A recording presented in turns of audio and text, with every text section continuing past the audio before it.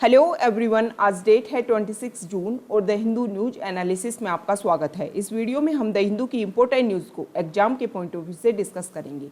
इस न्यूज़पेपर की पीडीएफ का लिंक नीचे डिस्क्रिप्शन में दिया हुआ है या फिर आप direct Telegram channel volcano IAS academy को सर्च करके वहाँ से भी पीडीएफ को डाउनलोड कर सकते हो। फर्स्ट न्यूज मैप बेस्ड, और सबसे पहले आज हम मेडिटेरियन सी के मैप को डिस्कस करने वाले हैं। मेडिटेरियन सी के बारे में अगर हम बात करें तो ये कंप्लीटली एनक्लोज्ड बाय लैंड सी है। मेडिटेरियन सी अपने नॉर्दर्न पार्ट में जो सर्दर्न यूरोप और वेस्टर्न यूरोप है उसके द्वारा सराउंडेड है। अगर मेडिटेरियन सी के ईस्टर्न पार्ट की बात करें तो ये वेस्टर्न एशिया के द्वारा सराउंडेड है, और मेडिटेरियन सी के अगर सर्दर्न पार्ट की बात करें तो ये नॉर्दर्न जो अफ्रीकन कॉन्टिनेंट है उसके कंट्रीज के द्वारा सराउंडेड है, मतलब कंप्लीटली सराउंडेड है by land. Straight of Gibraltar के थ्रू मेडिटेरियन सी कनेक्टेड होता है अटलांटिक ओशन से, और यहाँ पर स्वेज कैनाल के थ्रू रेड सी से होते हुए अरेबियन सी और इंडियन ओशन तक अपनी पहुंच बनाता है मेडिटेरियन सी। ये जो स्वेज कैनाल है वो ट्रेड में काफ़ी इंपॉर्टेंट रोल प्ले करती है। बहुत सारी कंट्रीज जो है वो मेडिटेरियन सी से अपनी बॉर्डर शेयर करती हैं, तो उनके नाम हम देखने की कोशिश करते हैं। Morocco, Algeria, Tunis, Libya, Egypt. यहाँ पर वेस्टर्न एशिया की कंट्रीज हैं इजराइल, लेबनान, सीरिया, टर्की। यहाँ पर हैं यूरोप की कंट्रीज जिसमें Greece, Albania, Montenegro, Bosnia, Croatia, Slovenia, Italy, France, Spain. यहाँ पर बहुत सारी ऐसी नदियाँ हैं, रिवर्स हैं, जो अपना वाटर जो है वो जिला करके मेडिटेरियन सी में डालती हैं, जिसमें मेजरली नाम है नील रिवर का। इसके अलावा रोन रिवर है, पो रिवर है। जो रोन रिवर है वो फ्रांस के इस एरिया से आकर के अपना जल डालती है, कहाँ पर? मेडिटेरियन सी में। रोन रिवर और राइन रिवर जो है वो यूरोप में काफ़ी अच्छे से एस्टेब्लिश करती है अपने आप को इनलैंड वाटरवे के रूप में। वहाँ पर वाटरवे काफ़ी इंपॉर्टेंट रोल प्ले करता है यूरोपियन कंट्रीज़ में। यही मेन रीजन है कि आपने देखा होगा कि वहाँ पर इनलैंड, मतलब जब भी आप मूवीज़ में जब आप देखते हो तो काफ़ी अच्छे से वेल डेवलप्ड है वहाँ पर इनलैंड वाटरवे। और इनलैंड वाटरवे जो होता है वो काफ़ी अच्छे से, काफ़ी सस्ता होता है, काफ़ी चीप होता है। अगर अदर आप ट्रांसपोर्ट के जो कम्युनिकेशन की आप बात करोगे, जैसे कि आप रोड वे की बात करोगे या फिर आप रेलवे की बात करोगे, तो उनसे कंपैरिजन में जो वाटरवे होता है वो काफ़ी सस्ता गिरता है। इसी वजह से जो यूरोपियन कंट्रीज़ हैं उन्होंने इस जाल को अच्छे से वेल डेवलप्ड किया है। और रोन रिवर जो है वो काफ़ी इंपॉर्टेंट रोल प्ले करती है, और रोन रिवर जो है अपना जल मेडिटेरियन सी में ला करके डालती है। यहाँ पर बहुत सारे आइलैंड भी हैं जो अलग अलग कंट्रीज़ के हैं, वो भी हमारे लिए इम्पोर्टेंट हो जाते हैं। तो ये जो मेडिटेरियन सी है इसके बारे में हमने बेसिक फैक्ट्स देखा, और जो वेस्टर्न सिविलाइजेशन है उसकी हिस्ट्री में एक काफ़ी इंपॉर्टेंट रोल प्ले किया है मेडिटेरियन सी। अब हम द हिंदू की जो इंपॉर्टेंट न्यूज़ हैं उनको डिस्कस कर लेते हैं। फर्स्ट न्यूज है FATF को लेकर के। FATF ने क्या किया है कि पाकिस्तान को काफ़ी लंबे समय से उन्होंने ग्रे लिस्ट में डाल रखा था, और अभी उन्होंने जो स्टेटस दिया हुआ है पाकिस्तान को ग्रे लिस्ट का, उसको अभी वो रेगुलर मेंटेन करेंगे। तो फाइनेंशियल एक्शन टास्क फोर्स जो है वो इम्पोर्टेंट हो जाता है। 1989 में G7 कंट्रीज़ के द्वारा इसको डेवलप किया गया था, और मेन टारगेट ये था कि मनी लॉन्ड्रिंग को कॉम्बैट किया जाए। तो G7 कंट्रीज़ का नाम आया, आपको नीचे कमेंट बॉक्स में बताना है कि G7 में कौन कौन से कंट्रीज़ आते हैं। अब 1989 में शुरुआत में मनी लॉन्ड्रिंग के साथ में स्टार्ट हुआ कि मनी लॉन्ड्रिंग को कॉम्बैट करने के लिए FATF काम करेगा, फाइनेंशियल एक्शन टास्क फोर्स काम करेगा। लेकिन 2001 में उन्होंने अपना क्राइटेरिया एक्सटेंड कर दिया और टेररिज्म फाइनेंसिंग को भी इसमें इंक्लूड कर दिया। जो ये FATF है इसको 1989 में एस्टेब्लिश किया गया, इंटर गवर्नमेंटल ऑर्गेनाइजेशन है, और इसका जो हेड क्वार्टर है वो पेरिस, फ्रांस में है। प्रेजेंट टाइम में इसके जो मेंबर्स हैं वो 39 मेंबर्स हैं, ये आपको ध्यान में रखना है। जो FATF की लिस्ट की हम बात कर रहे हैं ना कि ग्रे लिस्ट है, ब्लैक लिस्ट है, तो ये लिस्ट 2000 से, मतलब ईयर 2000 से FATF ने ये लिस्ट, मतलब स्टार्टिंग में 1989 में एस्टेब्लिश हुआ फाइनेंशियल एक्शन टास्क फोर्स, लेकिन उस समय इसने अपनी लिस्ट विस्ट कुछ स्टार्ट नहीं की थी। लगभग 2000 ईयर 2000 के लगभग FATF ने स्टार्ट की ग्रे लिस्ट और ब्लैक लिस्ट। ब्लैक लिस्ट को बोला जाता है कॉल फॉर एक्शन, मतलब बहुत सारे सैंक्शंस लगा दिए जाते हैं। ग्रे लिस्ट को बोला जाता है अदर मॉनिटर्ड ज्यूरिडिक्शन, मतलब कुछ रिस्ट्रिक्शंस लगाए जाते हैं और उनके ऊपर काम किया जाता है तो ग्रे लिस्ट से निकाल करके बाहर कर दिया जाता है, नहीं तो ग्रे लिस्ट से चेंज करके ब्लैक लिस्ट में भी डाल दिया जाता है। और जब ब्लैक लिस्ट में डाला जाता है तो बहुत सारे अदर कंट्रीज से जो भी आपको फाइनेंशियल असिस्टेंस मिलना होता है उसमें कुछ हर्डल्स आने लग जाती है, बहुत सारी प्रॉब्लम्स होने लग जाती है। तो पाकिस्तान ने क्या किया है, पाकिस्तान को 27 पॉइंट्स दिए थे FATF ने और उसमें ये माना था कि आपको इनके ऊपर वर्क करना है, ठीक है। तो पाकिस्तान ने 27 जो पॉइंट्स टास्क दिए थे, 27 टास्क, उसमें 27 में से 26 को कंप्लीट किया है। एक पॉइंट ऐसा है जिसके ऊपर ढंग से काम नहीं किया है, तो FATF ने 6 पॉइंट लिस्ट ऑफ टास्क और दी है मनी लॉन्ड्रिंग एक्शंस को लेकर के, जिसमें मेनली फोकस किया है मनी लॉन्ड्रिंग को लेकर के कि इसके ऊपर अच्छे से और वर्क किया जाए।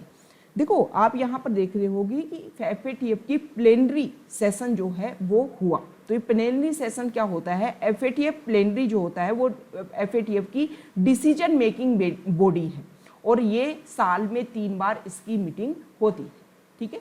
तो FATF के बारे में बेसिक फैक्ट्स हमने देखे। नेक्स्ट न्यूज CBSE के 10-12 के एग्जाम को लेकर के है कि जो भी चिल्ड्रन CBSE के असेसमेंट फॉर्मूला से सेटिस्फाइड नहीं है वो अगस्त में अपने ऑप्शनल एग्जाम दे सकता है।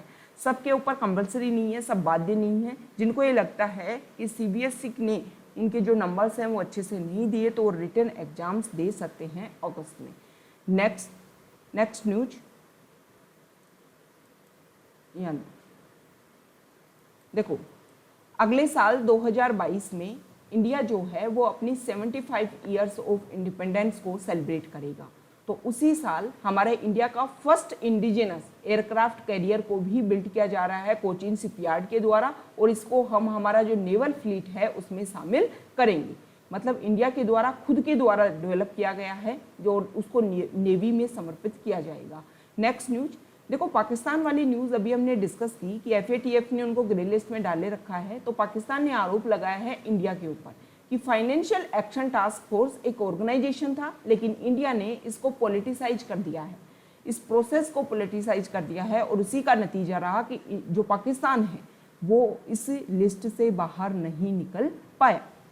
नेक्स्ट न्यूज यहाँ देखिए, इंडिया और चाइना के बीच में लाइन ऑफ एक्चुअल कंट्रोल को बातचीत चलने वाली है और इस डिसएंगेजमेंट प्रोसेस के ऊपर कोशिश की जा रही है कि जो भी प्रॉब्लम्स हैं उनको सोल्व किया जाए, जो भी इश्यूज हैं उनके ऊपर बात की जाए और जो कंप्लीट डिसएंगेजमेंट प्रोसीजर है, जो कंप्लीट कुछ पॉइंट्स ऐसे हैं जिनके ऊपर अभी बातचीत नहीं हो पाई, जैसे पैंगोंग त्सो लेक के ऊपर बातचीत हो पाई और इंडिया और चाइना की जो बॉर्डर जहाँ पर पहले आर्मी थी वहाँ से पीछे हट गई, ऐसे कुछ पॉइंट्स और हैं उनके ऊपर भी कंप्लीटली बात होनी चाहिए, कंप्लीटली डिसएंगेजमेंट होना चाहिए ऑल द फ्रिक्शन पॉइंट्स के ऊपर। नेक्स्ट न्यूज यहाँ देखिए, DRDO ने जो पिनाका रॉकेट है उसकी रेंज को इन्हेंस किया है। अब हमारे लिए इम्पोर्टेंट हो जाता है कि DRDO के बारे में थोड़े से बेसिक फैक्ट्स देख लेते हैं। DRDO जो है DRDO defence research and development organisation, तो इसके नाम से ही पता चल रहा है कि हमारे डिफेंस के लिए, हमारे जो भी हमारी आर्मी है उसके लिए रिसर्च करता है और नई नई जो भी स्ट्रेटजी है उनको डेवलपमेंट करने का काम करता है। मिनिस्ट्री ऑफ डिफेंस के अंडर आता है DRDO और इसका वर्क ये है कि world class science and technology base को इंडिया के लिए प्रोवाइड करवाया जा सके, इंडिया के हर तरीके की जो डिफेंस सर्विसेज हैं उसको प्रोवाइड करवा सके और जो भी प्रॉब्लम्स हैं उनके सॉल्यूशन प्रोवाइड करवाएं। इंटरनेशनल कम्पिटिटिव जो सिस्टम है उनको ध्यान में रख करके इंडिया के लिए भी वेपन्स को डेवलप किया जाए। अब देखो, ये जो पिनाका रॉकेट है इसकी रेंज को 45 किलोमीटर तक एक्सटेंड कर दिया गया, 45 किलोमीटर तक ये टारगेट को अटैक कर सकता है। नेक्स्ट न्यूज देखो, कोविड को लेकर के कुछ चीज़ें हैं। कोविड को लेकर के एक स्टडी हुई और इस स्टडी में ये माना गया कि जिन भी सिटीज़ में, जैसे मुंबई और पुणे को लेकर के यहाँ पर बताया गया और 16 सिटीज़ में सर्वे हुआ जिसमें माना गया कि जिन भी सिटीज़ में एयर पोल्यूशन हाई था वहाँ पर कोविड के केसेस ज़्यादा देखने को मिले और उन कोविड के केसेस के बाद में डेथ भी हायर नंबर में देखने को मिली। तो ये देखो, पोल्यूशन वैसे ही मेजर इशू बनकर के आ रहा है और एक पेंडेमिक को भी काफ़ी इफेक्ट कर रहा है पोल्यूशन, तो हमें इसके बारे में अच्छे से सोचना होगा। सिर्फ कमिटमेंट करने से, सिर्फ पॉइंट्स बनाने से, टारगेट फिक्स करने से कुछ नहीं होगा। जब तक हम उसको ग्राउंड लेवल पर इम्प्लीमेंट नहीं करेंगे कि पॉल्यूशन को कैसे कॉम्बैट करना है, और इसमें गवर्नमेंट अकेले कुछ नहीं कर पाएगी। जो हमारे सिटीजन्स हैं उनको भी इम्पोर्टेंट रोल प्ले करना होगा। जो भी हमारी ड्यूटीज़ हैं, ना सिर्फ हमें फंडामेंटल राइट्स को यूज़ करना है, बल्कि जो फंडामेंटल ड्यूटीज़ हैं उनको भी हमें इंक्लूड करना है हमारी लाइफ में। हमारी रिस्पॉन्सिबिलिटी जो है हमारे कंट्री के लिए, उनको हमें अच्छे से प्ले करना है, ताकि जो पॉल्यूशन जैसी गंभीर समस्या है उसको हम क्या कर सके, हरा सकें। Next news, delta plus variant जो काफ़ी खतरनाक माना जा रहा है, उसमें उसके इंडिया में काफ़ी क्या देखने को मिल रहे हैं, केसेस देखने को मिल रहे हैं। नेक्स्ट न्यूज देखो, ओडिशा में ऐसे केस देखने को मिले कि दोनों वैक्सीनेशन की दोनों डोज दी गई ऐसे लोगों को, और वैक्सीनेशन की दोनों डोज लेने के बाद भी कुछ लोग कोविड से पॉजिटिव देखने को मिल रहे हैं। देखो ऐसे केसेज, ऐसा नहीं है पहली बार आए हैं, पहले भी ऐसे केसेज आ चुके हैं, और उनको केसेज में ये डिस्कस किया जा चुका है कि हालांकि कोविड से वो पॉजिटिव हुए, लेकिन जो सीवियरिटी है कोविड की वो काफ़ी कम देखने को मिली थी। नेक्स्ट न्यूज, यहाँ देखो चाइना जो है वो बॉर्डर एरियाज़ में कोशिश हमेशा से करता है कि काफ़ी अच्छा इंफ्रास्ट्रक्चर डेवलप किया जाए, और इसीलिए जो तिब्बत वाला रीजन है वहाँ पर फर्स्ट बुलेट ट्रेन चला रहा है चाइना, क्या ताकि जो ये एरिया है उसको कवर किया जा सके। इस एरिया में इतनी स्पीड के साथ में जो भी चीज़ें हैं उनको पहुंचाया जा सके। अगर किसी कंट्री के साथ में, स्पेशली इंडिया के साथ में मान लो कोई प्रॉब्लम्स हो जाती है, बॉर्डर एरिया को लेकर के कुछ प्रॉब्लम होती है, तो इजीली हर चीज़ यहाँ पर अवेलेबल करवाई जा सके। तो ये जो एरिया है वो लासा टू इंडियन बॉर्डर जो है उसको आपस में कनेक्ट करेगा। मतलब इंडियन बॉर्डर जो काफ़ी एक रिजिड एरिया है, जहाँ पर पहुँचना काफ़ी मुश्किल है क्योंकि काफ़ी माउंटेनियस एरिया है, तो इस एरिया तक पहुँच बनाने के लिए चाइना जो है वो अपने भरसक प्रयत्न कर रहा है। दूसरी तरफ से वैसे इंडिया भी अपने प्रयास कर रहा है कि इस एरिया में, जैसे पहले तो कनेक्टिविटी ही नहीं थी, अब इंडिया हाईवेज बना रहा है, रेल कनेक्टिविटी बना रहा है उस एरिया में।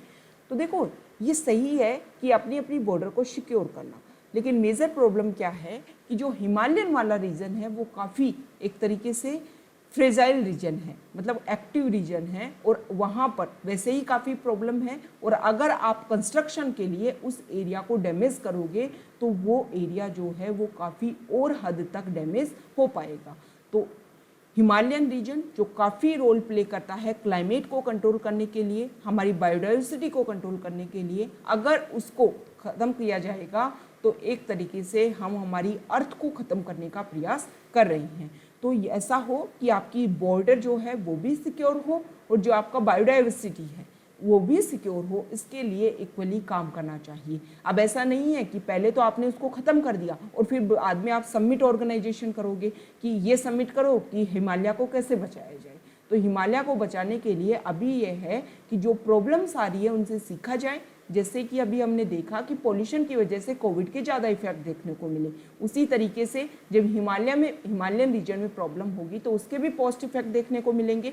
तो यही है कि हिमालयन रीजन को भी सेव किया जाए और आपकी बॉर्डर भी सिक्योर हो। तो उसके लिए जो म्यूचुअल अंडरस्टैंडिंग होनी चाहिए दोनों कंट्रीज़ में, वो डेवलप करने की आवश्यकता है। नहीं तो ऐसा है कि अभी चाइना ने बुलेट ट्रेन चलाया है, इंडिया अपनी तरफ से कुछ नया इन्वेस्ट करेगा, फिर चाइना अपनी तरफ से कुछ इन्वेस्ट करेगा, और ये जो एरिया है जो एक तरीके से काफ़ी एक्टिव एरिया है, और पहले ही यहाँ पर लैंडस्लाइडिंग वाला जो इशू है वो काफ़ी हो सकता है। और जब यहाँ पर आप डेवलपमेंट के लिए इस एरिया को तोड़ोगे, इस एरिया को डैमेज करोगे, तो लैंडस्लाइड वाली जो प्रॉब्लम्स है वो और ज़्यादा इंक्रीज हो जाएंगी। तो हमें प्रिजर्व करने की आवश्यकता है, हमारे जो पर्सनल इंटरेस्ट है वो भी सेव हो सके और जो हमारी जो नेचुरल हेरिटेज है वो भी सेव हो सके। तो ये हमारा डिस्कशन था। Okay, thank you.